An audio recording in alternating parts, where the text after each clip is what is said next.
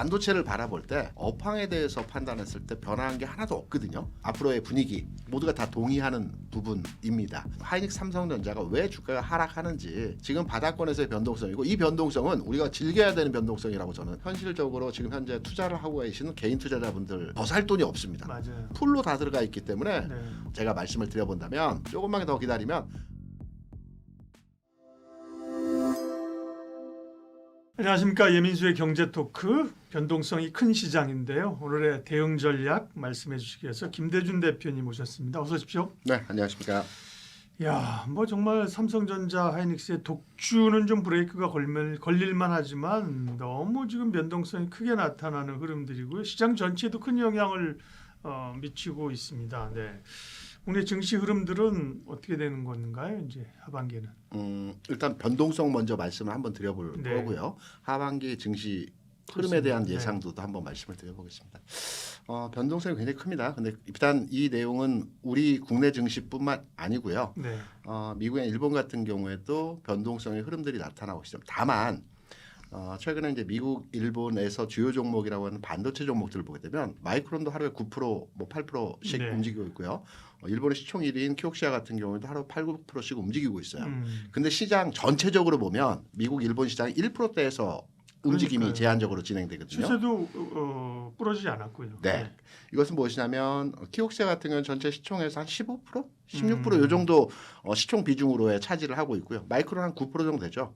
반면에 삼성과 하이닉스는 전체 45% 정도 차지하고 있습니다. 그래서 시장에 영향도를 주는 큰 요인으로 우리 두 종목이 포진돼 있기 때문에 구조적으로 그렇다. 네, 구조적으로 변동성을 줄 수밖에 없는 상황에서의 흐름이고요.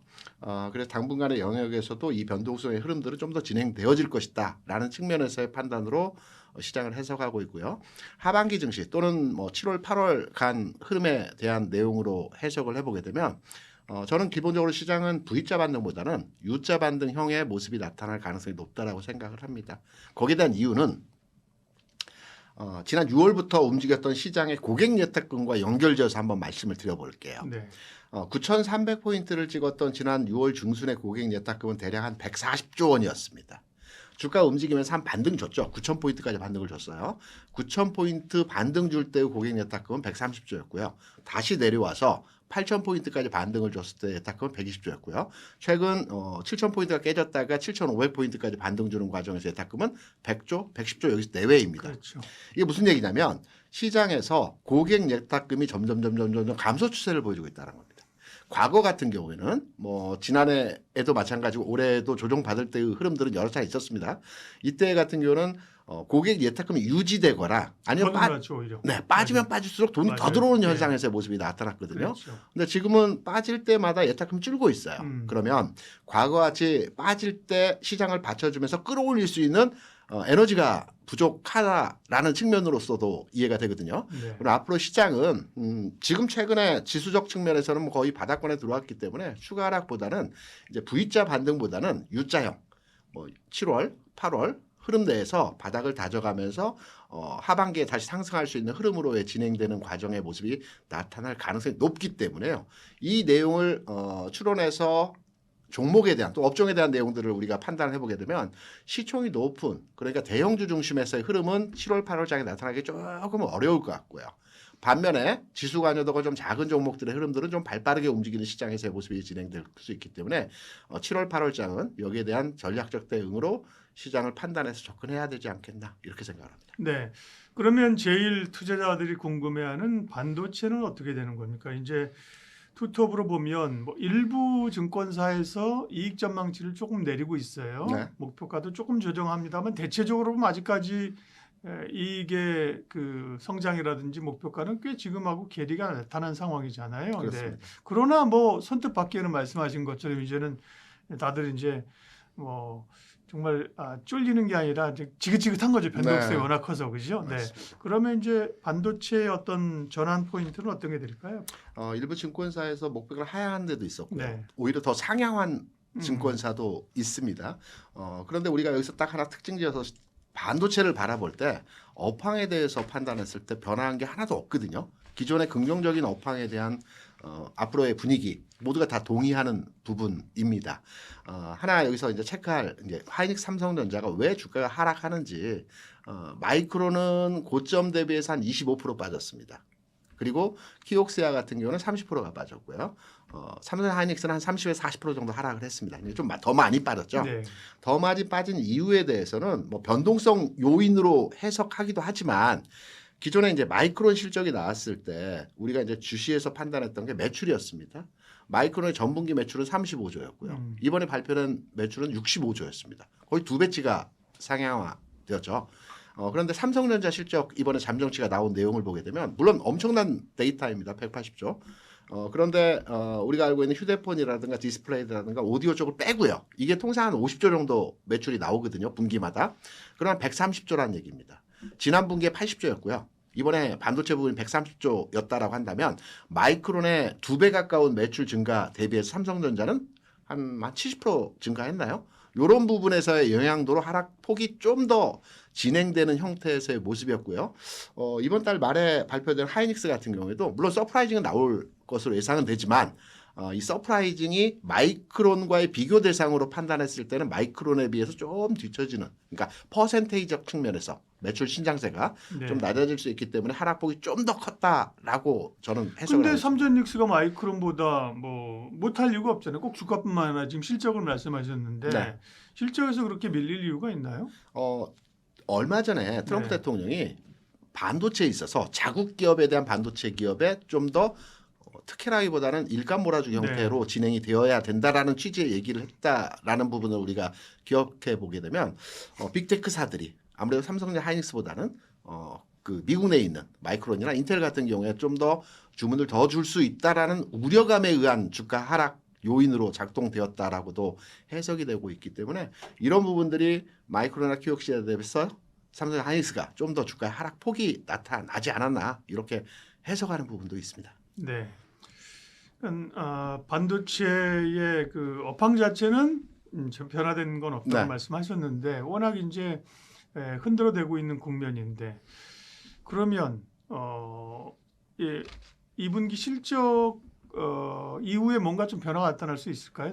이제 삼성전자는 컨코를 할 것이고 하이닉스는 이제 이달 말에 실적 발표하잖아요. 그럼 아까 말씀하신 U자형의 이제 전환, 그 U자형의 시장 전환은 결국 반도체를 빼고는 얘기할 수 없는 거잖아요, 그죠? 맞습니다. 반도체는 지금처럼 계속 떨어지는데 시장이 U자로 돌아갈 수는 없거든요. 그런 게 되면 이제 실적 발표하는 이달 말쯤이 좀 변곡점이 될 수 있을까요? U자형의 특징적 내용에서의 상황은 바닥 따지기라고 네. 보거든요. 그러면 오르락내리락 한다는 거죠. 네. 그렇다고 본다면 삼성전자 최근 25만 원 전후로 해서 저점을 확인해 가고 있는 과정이고요. 하이닉스는 180만 원 전후로 해서 바닥을 확인해 가고 있는 과정입니다. 그러면 V자보다는 U자형이 좀 더 가능성이 높다라고 판단해 보게 될 때 뭐 어제 오늘 해서 계속적으로 저점을 테스팅하는 형태에서의 가격 진행이 나타나고 있거든요. 그래서 당분간의 영역에서 투탑의 종목들은 이 박스라고 할 수도 있는데 이 가격 범위 내에서의 흐름에 왔다 갔다 하는 형태의 가격 진행. 다시 말해서 빠질 만큼 다 빠졌다. 바닥은 봤다. 다만 올라가는 타이밍에서의 흐름이 뭐 이번 주가 다음 주가 아니고 8월 중순 이후의 흐름에서 바닥을 다지고 나서 움직이는 형태에서의 모습이 나타날 가능성이 높기 때문에 바닥을 찍었기 때문에 지금부터는 변동성이 크게 동요할 필요는 없다고 생각하고 있고요. 좀 여유를 가지고 기다리는 측면에서의 투탑에 대한 전략적 대응이 필요하지 않겠나 이런 생각을 합니다. 그러니까요. 투자자들이 그런 어떤 이익에 대한 AI 사이클이 꺾였다고 생각하지 않지만 워낙 변동성이 크게 나타나는 흐름들이고 사실은 산 가격대가 다 다르고 그죠. 그러니까 그렇죠. 싸게 사서 나는 여기서는 못 팔아. 예를 들면 그죠. 이익을 엄청 받다 줄어든 분도 내가 여기서 진작 팔았지. 그런 분들은 그냥 어쨌든 이 시간을 견디면 된다는 말씀이시잖아요. 맞습니다. 네. 제가 지난 시간에 아마 나와서 말씀을 드렸던 부분이 하나 있었는데 고점이나 바닥에서는 항상 변동성을 크게 주면서 주가가 위아래 구간에서의 움직임이 나타난다는 말씀을 아마 드렸을 것 같습니다. 지금은 제가 시장에서 오래 있으면서 판단했던 경험치를 되새기면서 말씀을 드려보면 지금 고점 아닙니다. 바닥에서의 변동성이거든요. 그러면 바닥을 찍어가는 과정에서 그동안에 지친 투자자들의 물량을 소화해 나가는 그렇죠. 과정이기 때문에 지금 바닥권에서의 변동성이고 이 변동성은 우리가 즐겨야 되는 변동성이라고 저는 판단하기 때문에 참 즐기기는 어렵지만 이걸 즐길 수 있으면 진짜 뭐 강심장이죠. 그래 더 빠져봐라 어디까지 가라 보자. 네.